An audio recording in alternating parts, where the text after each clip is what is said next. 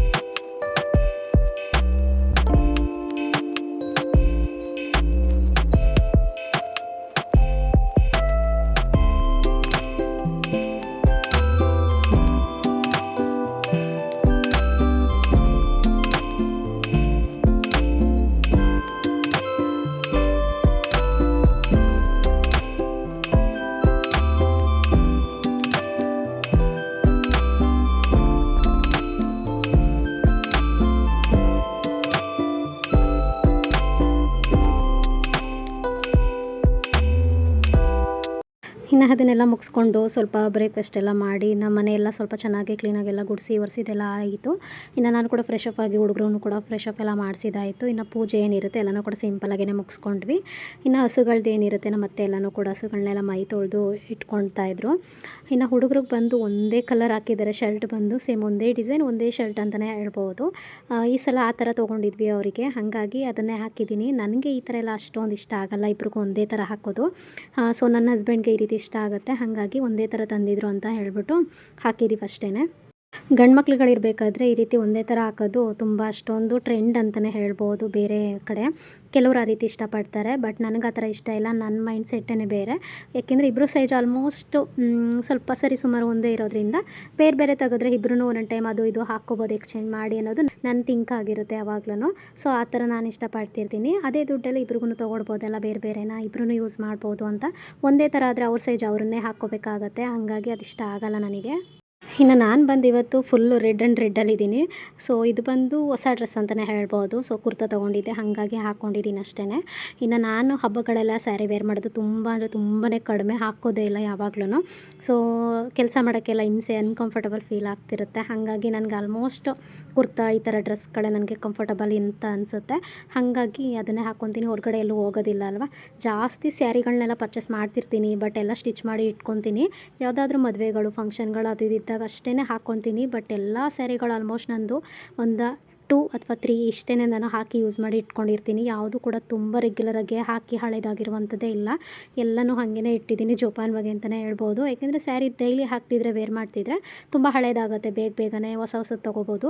But ನಾನು ಹೇಗೆ ಅಂದರೆ ತುಂಬ ತೊಗೊತಿರ್ತೀನಿ, ತುಂಬ ಎಲ್ಲ ಸ್ಟಿಚ್ ಮಾಡಿ ಇಟ್ಕೊತೀನಿ, ಬಟ್ ಹಾಕೋದು ಕಡಿಮೆ. ಒಂದು ಸಲ ಹಾಕಿದ್ನ ಮತ್ತೊಂದು ಸಲ ಹಾಕೋದೇ ಇಲ್ಲ. ಆ ರೀತಿ ವರ್ಷ ಆದ್ರೂ ಆ ರೀತಿ ಆಗಿಬಿಡುತ್ತೆ. ಸೊ ಏನು ಮಾಡೋಕ್ಕಾಗಲ್ಲ. ಇನ್ನು ಆಲ್ಮೋಸ್ಟ್ ಎಲ್ಲ ಕೆಲಸಗಳು ಮುಗ್ದಿತ್ತು. ಇನ್ನು ಕಿಚನ್ ಕೆಲಸ ಏನಿರುತ್ತೆ, ಅಡುಗೆ ಕೆಲಸ ಅದೊಂದು ಬಾಕಿ ಇತ್ತು. ಇನ್ನು ಸಂಕ್ರಾಂತಿ ಸ್ಪೆಷಲ್ ಅಂತ ಹೇಳಿದ್ರೆ ಮನೇಲಿ ಕಾಳು ವಡೆ ಏನಿರುತ್ತೆ ಅದನ್ನು ಮಾಡ್ತೀವಿ, ಅನ್ನ ಸಾಂಬಾರು ಅದ್ರ ಜೊತೆಗೇ. ಸೊ ಅದನ್ನು ಕೂಡ ರೆಡಿ ಮಾಡ್ತಿದ್ದೆ ನಾನು ಆಲ್ರೆಡಿ ಬಂದು.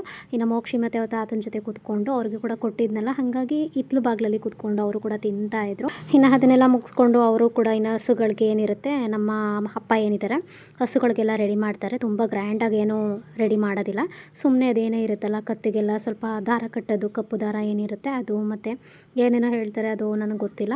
ಸೊ ಅದನ್ನೆಲ್ಲ ತಂದಿದ್ರು. ಆಮೇಲೆ ನೀಲಿ ಎಲ್ಲ ಹಾಕ್ತಾರೆ ನೋಡಿ. ಸೊ ಅದನ್ನೆಲ್ಲ ನಾನು ಹೋದ ಸಲ ಚೆನ್ನಾಗಿ ವೀಡಿಯೋನೆಲ್ಲ ಶೂಟ್ ಮಾಡಿದ್ದೆ, ಬಟ್ ಈ ಸಲ ಅದನ್ನೆಲ್ಲ ರೆಡಿ ಮಾಡಬೇಕಾದ್ರೆ ನಾನು ಕಿಚನಲ್ಲಿದ್ದೆ, ಹಾಗಾಗಿ ಅದೇನು ಕೂಡ ನಾನು ವೀಡಿಯೋ ಶೂಟ್ ಮಾಡಲಿಕ್ಕೆ ಹೋಗಲಿಲ್ಲ. ಹೇಳಬೇಕು ಅಂದರೆ ಅಡುಗೆ ಕೆಲಸ ಮಾಡುವಾಗಲೂ ಅಡುಗೆದು ಕೂಡ ಯಾವ ರೆಸಿಪಿನೂ ಕೂಡ ನಾನು ಶೂಟ್ ಮಾಡಲಿಕ್ಕೆ ಹೋಗಿಲ್ಲ ಇವತ್ತು. ಸೊ ಇನ್ನು ಅದನ್ನೆಲ್ಲ ರೆಡಿ ಮಾಡಿಕೊಂಡು ಇನ್ನು ನೋಡ್ತಿರ್ಬೋದು ಮೋಕ್ಷಿ ಹೇಳ್ಕೊಂಡು ಹೋಗ್ತಿದ್ದಾನೆ ಒಂದು ಹಸುನ. ಇನ್ನು ಹಿಂದೆ ನಮ್ಮ ಅಪ್ಪ ಏನಿರ್ತಾರೆ ಅವರು ಕೂಡ ಎಲ್ಲನೂ ಕರ್ಕೊಂಡು ಹೋಗಿದ್ದಾಯಿತು. ಇನ್ನು ನಮ್ಮ ಮನೆಯಿಂದನೇ ಡೈರೆಕ್ಟ್ ನಮಗೆ ಕಾಣೋದ್ರಿಂದ ಏನಿರುತ್ತೆ ಹುಲ್ಲು ಬೆಂಕಿ ಎಲ್ಲ ಹಾಕಿರ್ತಾರಲ್ಲ, ಕಿಚ ಇದು ಕಾಣಿಸುತ್ತೆ ನಮ್ಮ ಮನೆಯಿಂದನೇ. ಹಾಗಾಗಿ ಮನೆಯಿಂದನೇ ಜೂಮ್ ಹಾಕ್ಕೊಂಡು ಅಲ್ಲಿಂದನೇ ನಾನು ವೀಡಿಯೋನ ಶೂಟ್ ಮಾಡಿಕೊಂಡೆ. ತುಂಬ ಹತ್ತಿರ ಹೋಗ್ಲಿಕ್ಕೇನು ಹೋಗಲಿಲ್ಲ, ಯಾಕೆಂದರೆ ಆ ಬೆಂಕಿಲಿ ಹಸುಗಳು ಬರಬೇಕಾದ್ರೆ ಆ ಕಡೆ ಈ ಕಡೆ ಸ್ವಲ್ಪ ಓಡಾಡೋದು ಜಾಸ್ತಿ ಕೂಡ. ಹಾಗಾಗಿ ನಮಗೆ ಕ್ಲಿಯರಾಗಿ ಮನೆಯಿಂದನೇ ಕಾಣಿಸೋದ್ರಿಂದ ಸೊ ಇಲ್ಲಿಂದನೇ ವೀಡಿಯೋನ ಶೂಟ್ ಮಾಡ್ಕೊತಾ ಇದ್ದೆ. ಇನ್ನು ಸರಿಸುಮಾರು ಇದನ್ನೆಲ್ಲ ಮುಗಿಸ್ಕೊಳ್ಳೋದ್ರಲ್ಲಿ 7 ಗಂಟೆ ಆಗೇ ಹೋಯಿತು. ಯಾಕೆಂದರೆ 6 ಗಂಟೆ ಮೇಲೇ ಎಲ್ಲ ಕಡೆನೂ ಈ ಥರ ಹಸುಗಳನ್ನ ಕಿಚಾಯಿಸೋದು ಇರುತ್ತೆ. ಸೊ ಅದನ್ನೆಲ್ಲ ಮುಗಿಸ್ಕೊಂಡು ಸ್ವಲ್ಪ ಹಾಗೇ ಟೈಮ್ ಪಾಸ್ ಮಾಡ್ತಾ ಕೂತಿದ್ವಿ. ಮನೆಯಿಂದ ಈಚೆ ಬಂದು ಏನೋ ಒಂಥರ ನೆಮ್ಮದಿ ಅಂತಲೇ ಹೇಳ್ಬೋದು. ಊರಲ್ಲಿದ್ದಾಗ ಅಲ್ಲಿ ವಾತಾವರಣ ಮತ್ತು ಅಲ್ಲಿ ವೆದರ್ ಆಗಿರ್ಬೋದು, ಏನೋ ಒಂಥರ ಸಮಾಧಾನ ಕೊಡುತ್ತೆ ಮನಸ್ಸಿಗೆ. ಇನ್ನು ಹುಡುಗರುಗಳಿಗಂತೂ ಊರಿಗೆ ಹೋದಾಗ ಅವ್ರನ್ನ ಕೇಳೋದೇ ಬೇಡ, ಅಷ್ಟು ಖುಷಿಯಾಗಿರ್ತಾರೆ, ಎಂಜಾಯ್ ಮಾಡ್ತಾರೆ ಅಂತಲೇ ಹೇಳ್ಬೋದು. ಇನ್ನು ನಾನು ಎಲ್ಲ ಊಟ ಎಲ್ಲ ಮುಗಿಸಿ ಮಲಗೋ ಟೈಮು. ಇನ್ನು ಯಾಕೋ ಗೊತ್ತಿಲ್ಲ, ಇವಾಗ ಮುಖದಲ್ಲಿ ಒಂದು 3-4 ಪಿಂಪಲ್ಸ್ ಆಗಿತ್ತು ಮುಖದಲ್ಲಿ. ಹಾಗಾಗಿ ಅದನ್ನೇ ನೋಡ್ತಿದ್ದೆ. ಈ ರೀತಿ ನನಗೆ ಮುಖದಲ್ಲಿ ಪಿಂಪಲ್ಸ್ ಆದರೆ ಏನೋ ಒಂಥರ ಅನ್ನಿಸ್ತಿರುತ್ತೆ. ಅದು ಎಲ್ಲ ಹೆಣ್ಮಕ್ಳುಗಳಿಗೂ ಹಾಗೇ ಚೆನ್ನಾಗಿ ಕಾಣಲ್ಲ, ಒಂಥರ ಇರಿಟೇಷನ್ ಆಗ್ತಿರುತ್ತೆ. ಸೊ ನನಗೂ ಕೂಡ ಹಾಗೇ ಅನ್ನಿಸ್ತಾ ಇತ್ತು. ಸೊ ಇದು ಬಂದು ಇನ್ನು ಮಾರನೇ ದಿನ ಅಂತಲೇ ಹೇಳ್ಬೋದು, ಸಂಕ್ರಾಂತಿ ಹಬ್ಬದ ಮಾರನೇ ದಿನ. ಇನ್ನು ಹಸುಗಳೆಲ್ಲ ನಮ್ಮ ಅತ್ತೆ ಎಲ್ಲ ಚೆಕ್ ಮಾಡ್ತಿದ್ದಾರೆ. ಇನ್ನು ಹುಡುಗರು ಕೂಡ ಅದೆಲ್ಲ ದಾರ ಎಲ್ಲ ಕಟ್ಟಿದ್ರಲ್ಲ ಅದನ್ನೆಲ್ಲ ಬಿಚ್ಚೋಣ ಅಂತ ಹೇಳ್ಬಿಟ್ಟು ನೋಡ್ತಿದ್ರು ಅವರು ಕೂಡ. ಇನ್ನು ನಾನು ಬಂದು ಬೆಳಿಗ್ಗೆ ಟಿಫನ್ಗೆ ಅಂತಲೇ ಏನು ಮಾಡಿಲ್ಲ. ಟಿಫನ್ಗೆ ಅಂತಲೇ ನಾನು ಸ್ವಲ್ಪ ನಾನ್ ವೆಜ್ ಎಲ್ಲ ತರಿಸಿದ್ದೆ. ಸ್ವಲ್ಪ ಅದನ್ನೆಲ್ಲ ಇಡ್ಲಿ ಅಂದರೆ ಟಿಫನ್ ಇವತ್ತು ಇಡ್ಲಿ ಮತ್ತು ಸಾಂಬಾರು ನಾನ್ ವೆಜ್ ಇರುತ್ತೆ, ಹಾಗೆಯೇ ಕಬಾಬ್ ಎಲ್ಲ ಮಾಡೋಣ ಅಂತ ಹೇಳ್ಬಿಟ್ಟು ಎಲ್ಲನೂ ಕೂಡ ರೆಡಿ ಮಾಡಿದೆ ಟಿಫನ್ಗೆ ತಿನ್ನೋಣ ಅಂತ. 11 ಗಂಟೆ ಅಷ್ಟರಲ್ಲಿ ಫುಲ್ಲು ನಂದು ಅಡುಗೆ ಕೆಲಸ ಏನಿರುತ್ತೆ ಎಲ್ಲನೂ ಮುಗಿಸ್ಕೊಂಡೆ. ಏಕೆಂದರೆ ನಾನು ಬೆಂಗಳೂರಿಗೆ ಹೊರಡಬೇಕಾಗಿತ್ತು. ಹಾಗಾಗಿ ಇನ್ನು ಹುಡುಗರಿಗೆ ಇನ್ನೂ 2 ಡೇಸ್ ರಜಾ ಇತ್ತು. ಹಾಗಾಗಿ ಅಜ್ಜಿ ಮತ್ತು ಅವ್ರನ್ನೆಲ್ಲ ಅಲ್ಲೇ ಬಿಟ್ಟು ಬಂದೆ. ಅವ್ರು ಹೇಗಿದ್ರು ಬರಲಿ, ಇನ್ನೊಂದು 2 ದಿನ ಇದ್ದು ಅಂತ ಹೇಳ್ಬಿಟ್ಟು. ಇನ್ನು ಆನ್ ನಾನು ಕೂಡ ಹೊರಟಿದ್ದೀನಿ. ಇನ್ನು ಹಾಗೆ ಸ್ವಲ್ಪ ಹೊಲ್ದ ಹತ್ರ ಎಲ್ಲ ಹೋಗಿ ಸೊ ಫೈನಲಿ ಇನ್ನು ಅಮ್ಮರ ಮನೆಗೆ ಬಂದಿದ್ದಾಯಿತು. ಅಜ್ಜಿಗೆ ಸ್ವಲ್ಪ ಹಿಂದೆ ಈಗ ಸ್ವಲ್ಪ ನಡುವೆ ಹುಷಾರಿರಲಿಲ್ಲ. ಅಜ್ಜಿಗೆ ಕೂಡ ಇನ್ನೂ ಹುಷಾರಿರಲಿಲ್ಲ. ಈ ನಡುವೆ ತುಂಬ ಸ್ವಲ್ಪ ಹುಷಾರು ತಪ್ಪಿದ್ರು ಅಂತಲೇ ಹೇಳ್ಬೋದು. ತುಂಬ ದಿನ ಆಗಿತ್ತು ನೋಡಿ ನಾನು ಕೂಡ ಅಂತ ಹೇಳಿ. ಸ್ವಲ್ಪ ಮಾತಾಡಿಸ್ಕೊಂಡು ನೋಡ್ಕೊಂಡು ಹೋಗೋಣ ಅಂತ ಹೇಳಿಬಿಟ್ಟು ಬಂದಿದ್ದಾಯಿತು. ಇನ್ನು ಅಲ್ಲೆಲ್ಲ ಸ್ವಲ್ಪ ಟೈಮ್ ಸ್ಪೆಂಡ್ ಮಾಡಿ ಇನ್ನು ಅಮ್ಮದು ಹೊಸ ಮನೆ ಏನಿರುತ್ತೆ ಸೊ ಬಂದಿದ್ದಾಯಿತು. ಇನ್ನು ಇದನ್ನು ನಾನು ಯಾವಾಗ ಬಂದಿದ್ದೆ, ಯಾವ ಟೈಮಲ್ಲಿ ಬಂದೆ ಅಂತ ಹೇಳಿದ್ರೆ ರಕ್ಷಾಬಂಧನದಲ್ಲಿ ನನ್ನ ತಮ್ಮನಿಗೆ ರಾಖಿ ಕಟ್ಟೋ ಟೈಮಲ್ಲಿ ಬಂದು ಹೋಗಿದ್ದು, ಮತ್ತೆ ಬಂದೇ ಇಲ್ಲ. ಸುಮಾರು ಒಂದು 3 ಮಂತ್ ಮೇಲೇ ಆಗಿಬಿಟ್ಟಿತ್ತು. ಇನ್ನು ಅದು ಬಂದು ಹೋದ್ಮೇಲೆ ಏನಿರುತ್ತೆ ಕಬೋರ್ಡ್ದೆಲ್ಲ ಸ್ವಲ್ಪ ಎಲ್ಲನೂ ವಾರ್ಡ್ರೋಬ್ದೆಲ್ಲ ಚೆನ್ನಾಗಿ ಸೆಟ್ ಮಾಡಿದರು. ಟೈಲ್ಸ್ ಎಲ್ಲ ಆಲ್ರೆಡಿ ಆಗಿತ್ತು. ಇನ್ನು ಕಿಚನಿಗೆ ಅದು ಇದು ಸಣ್ಣ ಪುಟ್ಟ ಕೆಲಸಗಳು ಏನಿರುತ್ತೆ ಎಲ್ಲನೂ ಕೂಡ ಮಾಡಿದರು. ಅದನ್ನೆಲ್ಲ ಸ್ವಲ್ಪ ನೋಡೋಣ ಅಂತ ಹೇಳಿ ಶೋಕೇಸ್ದು ಮತ್ತು ಟಿ ವಿ ಶೋಕೇಸ್ದೆಲ್ಲ ಕೂಡ ರೆಡಿ ಮಾಡಿದರು ಆಲ್ರೆಡಿ ಬಂದು. ಇವಾಗ ಹೇಗೆ ಕಾಣಿಸುತ್ತೆ ನೋಡೋಣ ಅಂತ ಹೇಳಿ ಹಾಗೆಯೇ ಒಂದು ವೀಡಿಯೋನೂ ಕೂಡ ಮಾಡಿಕೊಂಡೆ.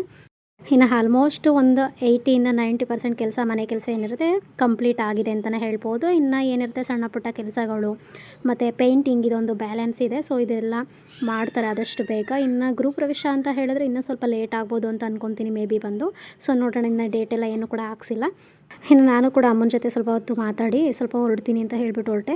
ಯಾವಾಗಲೂ ಹಂಗೇನೆ ಇಲ್ಲಿಗೆ ಬಂದಾಗೆಲ್ಲ ಗಡಿಬಿಡಿ ಮಾಡ್ಕೊಂಡೇ ಬರ್ತೀಯಾ, ಒಂದಷ್ಟೊತ್ತು ಕೂತು ಮಾತಾಡಲ್ಲ ಅಂತಲೇ ಅಂತಿರುತ್ತೆ ಅಮ್ಮ. ಯಾವಾಗಲೂ ಹಂಗೇನೆ ಏನು ಮಾಡೋಕ್ಕಾಗಲ್ಲ. ಅಕ್ಕಪಕ್ಕ ಊರು ಗಂಡನ ಮನೆ ಅಮ್ಮನ ಮನೆ ಇದ್ದಾಗ ಈ ರೀತಿ ಆಗುತ್ತೆ. ಸೊ ಒಂದೇ ಕಡೆ ಟೈಮ್ ಸ್ಪೆಂಡ್ ಮಾಡೋಕ್ಕಾಗಲ್ಲ, ಎರಡೂ ಕಡೆ ಟೈಮ್ ಸ್ಪೆಂಡ್ ಮಾಡಬೇಕಾಗಿರೋದ್ರಿಂದ ಸ್ವಲ್ಪ ಅಡ್ಜಸ್ಟ್ ಮಾಡಿಕೊಂಡು ಎರಡೂ ಕಡೆ ಟೈಮ್ ಸ್ಪೆಂಡ್ ಮಾಡಿ ಮಾತಾಡಿಸಿ ಹೋಗಬೇಕಾಗತ್ತೆ. ಸೊ ಓಕೆ ಫ್ರೆಂಡ್ಸ್, ಇನ್ನು ನಾನು ಕೂಡ ಹೊರಡ್ತೀನಿ. ಹಾಗೆಯೇ ವಿಡಿಯೋನ ಕೂಡ ಇಲ್ಲಿಗೆ ಎಂಡ್ ಮಾಡ್ತಾಯಿದ್ದೀನಿ. ಹಾಗೆಯೇ ಹೊಸದಾಗಿ ಯಾರೆಲ್ಲ ಚಾನಲ್ನ ನೋಡ್ತಿದ್ರು ಬೇಗ ಹೋಗಿ ಸಬ್ಸ್ಕ್ರೈಬ್ ಮಾಡ್ಕೊಳ್ಳಿ. ಆದಷ್ಟು ಬೇಗ ನಂದು 1K ರೀಚ್ ಆಗಲಿ ಅಂತ ಹೇಳ್ತಾ, ಹೀಗೆ ಕೂಡ ಯಾವಾಗಲೂ ಸಪೋರ್ಟ್ ಮಾಡ್ತಾಯಿರಿ ನನಗೆ ಅಂತ ಹೇಳ್ತಾ, ಸೊ ಮತ್ತು ನಾನು ನಿಮಗೆ ಸಿಗ್ತೀನಿ. ಅಲ್ಲಿವರೆಗೂ ಕಾಯ್ತಾಯಿರಿ ಅಂತ ಹೇಳ್ತಾ, thank you for watching. Bye.